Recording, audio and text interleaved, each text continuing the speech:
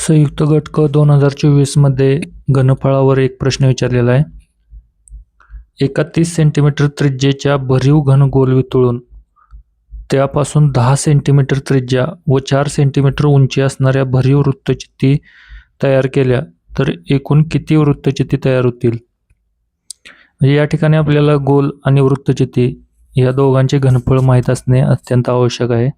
सर्वप्रथम आपल्याला गोलाचं घनफळ बरोबर 4/3 पाय आर क्यूब हे सूत्र आहे आणि वृत्तचित्तीचे घनफळ पाय आर स्क्वेअर गुणिले एच हे वृत्तचित्तीचं घनफळ आहे. गोल अशा पद्धतीने असतो, वृत्तचित्ती अशा पद्धतीने असते. हे आपल्याला सोडवून घ्यायचं आहे. पहिल्यांदा आपण गोलाचे घनफळ काढून घेऊया.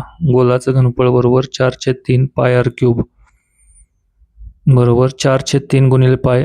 आर आपल्याला 30 सेंटीमीटर दिलेले आहे, त्रिज्या आपल्याला 30 सेंटीमीटर दिलेले आहे म्हणून 30चा क्यूब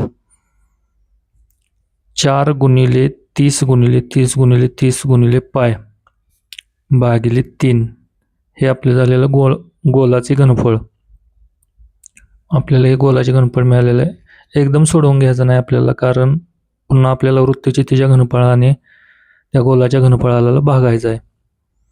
त्यानंतर आपल्याला वृत्तचित्तीची त्रिज्या 10 सेंटीमीटर दिलेली आहे, उंची 4 सेंटीमीटर दिलेलं आहे. वृत्तचित्तीचे घनफळ त्याचं सूत्र आहे पाय आर स्क्वेअर एच. आपल्याला त्रिज्या त्यांची 10 सेंटीमीटर दिलेली आहे आणि उंची 4 सेंटीमीटर दिलेली आहे.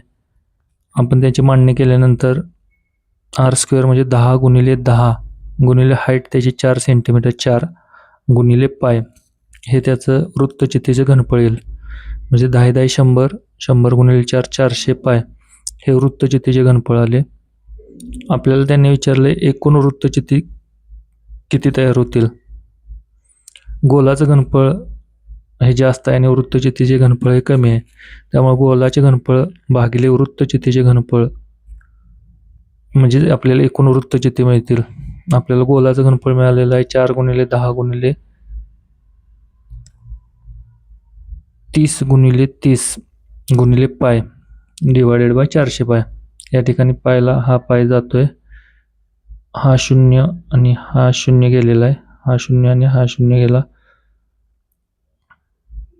4ला 4 गेले, म्हणजे आपल्याला राहिलेलं आहे 30 गुणिले 3 म्हणजेच 90. म्हणजेच जर आपण तो भरीव गोल वितळला तर त्यापासून आपल्याला 90 वृत्तचित्ती तयार करता येतील. पर्याय क्रमांक 3.